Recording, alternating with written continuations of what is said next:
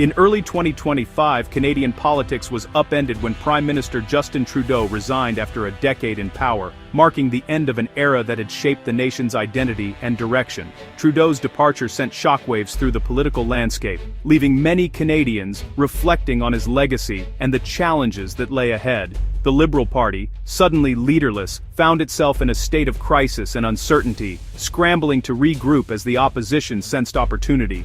With Conservative leader Pierre Poilievre dominating the polls and energizing his base, the Liberals faced the real possibility of a devastating defeat unless they could find a way to turn the tide.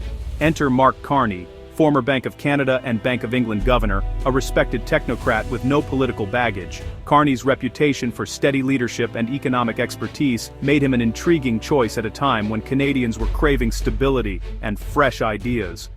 Carney's surprise entry electrified the party, and his landslide leadership win was seen as a bold, even risky, but necessary move, a desperate bid for survival that reignited hope among Liberal supporters.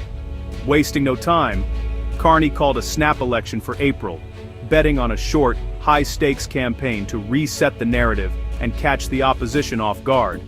The stakes had never been higher. He positioned himself not as Trudeau's successor, but as a new kind of leader for a new era, calm, strategic, and globally respected. Carney promised to bring a pragmatic, forward-thinking approach to government, appealing to voters across the political spectrum. Overnight, the election shifted from what many expected to be a Conservative coronation to a dramatic, high-stakes contest for Canada's future, with voters now facing a real choice between competing visions. Poilievre, once the clear favorite, now faced a formidable opponent with international stature and a reputation for competence, forcing him to rethink his strategy and message. The stage was set for a battle between two starkly different visions of leadership at a pivotal moment for the country, one that would shape Canada's direction for years to come.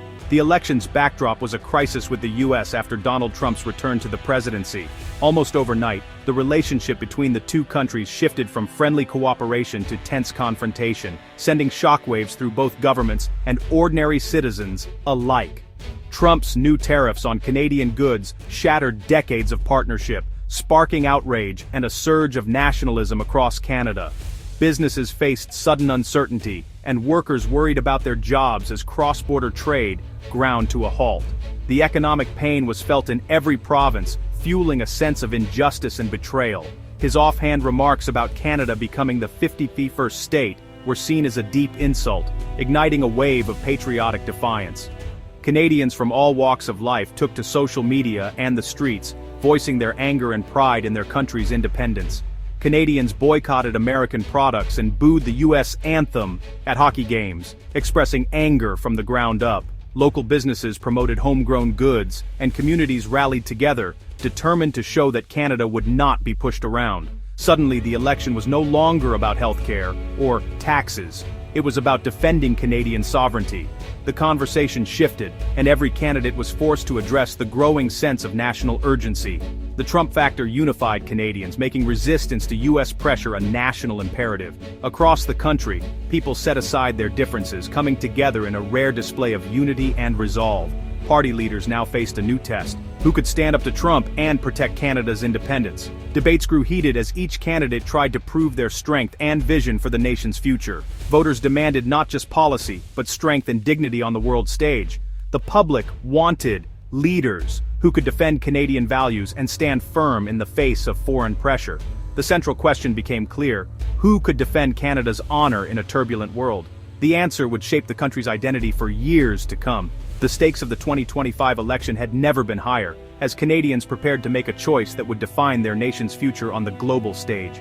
Mark Carney seized the nationalist moment, positioning himself as Canada's calm defender. He refused to engage in angry rhetoric, instead pledging to maintain retaliatory tariffs until the U.S. respected fair trade. In a viral Winnipeg speech, Carney compared Trump to Voldemort, he who must not be named, refusing to dignify his provocations. This clever move belittled Trump and elevated Carney as a statesman above petty insults. Carney's steady, expert demeanor reassured voters seeking strength without bluster. His track record, steering Canada through the 2008 crisis and the UK through Brexit, proved he could handle global pressure. He declared, "In trade, as in hockey, Canada will win," capturing the national mood. By channeling anti-Trump sentiment and offering proven leadership, Carney rapidly closed the gap with Poilievre. He became the only credible choice for prime minister in a time of uncertainty.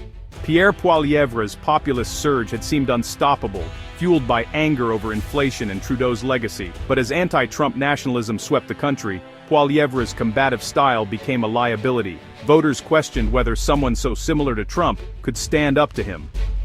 Poilievre's campaign floundered, unable to pivot or offer a convincing strategy for the trade crisis. His tough talk now felt out of step with a nation seeking unity and resolve. Carney's calm leadership contrasted sharply with Poilievre's reactive approach. On election night, Poilievre's support collapsed.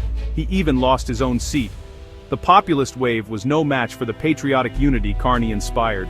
Poilievre's defeat was a stark lesson: anger and division falter when the nation rallies together. Carney's mastery of the moment changed everything.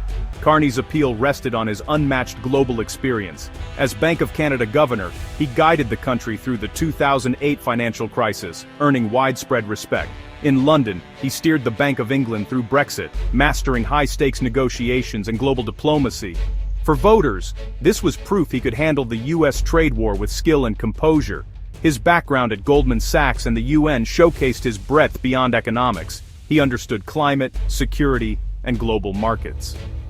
Carney's triple citizenship and international family underscored his global perspective, but he pledged to renounce non-Canadian ties, signaling total commitment.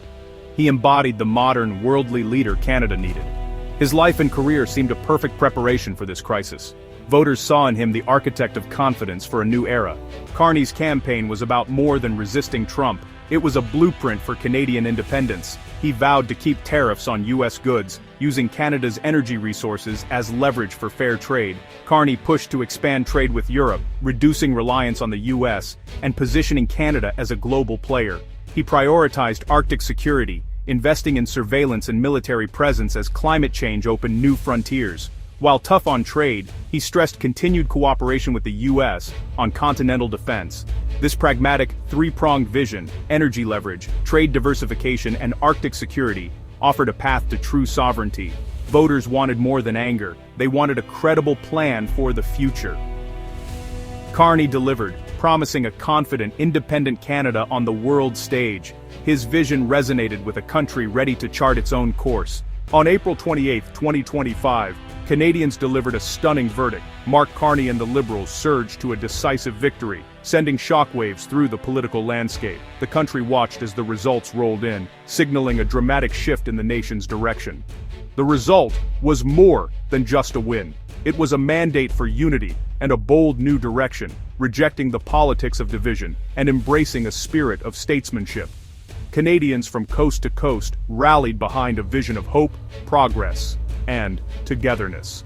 In his victory speech, Carney declared, "Canada never, ever will be part of America in any way, shape, or form," capturing the national mood and reaffirming the country's commitment to its own path. His words resonated deeply with millions. The line drew thunderous applause, a promise of fierce independence and a clear break from the uncertainty of recent years. The crowd's reaction was electric, a moment of unity and pride. Poilievre's crushing defeat, including the loss of his own seat, marked the end of Trump-style populism in Canada. It was a stunning reversal for a movement that once seemed unstoppable, and a signal that Canadians were ready for change. The Conservatives now faced a reckoning, forced to rethink their message and strategy for a nation that had clearly changed.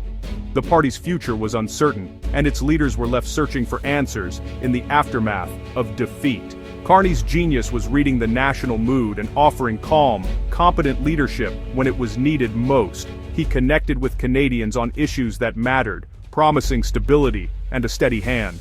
He turned crisis into opportunity, achieving one of the most improbable victories in Canadian history. Against all odds, Carney inspired hope and brought people together, proving that leadership rooted in principle can prevail. Carney's rise was not just Poilievre's end. It was the start of a new chapter for Canada, one defined by optimism and a renewed sense of purpose. The country stood at the threshold of a new era, a chapter defined by confidence, unity, and a clear-eyed vision for the future. one where Canadians could once again believe in the promise of their nation and the strength of their democracy.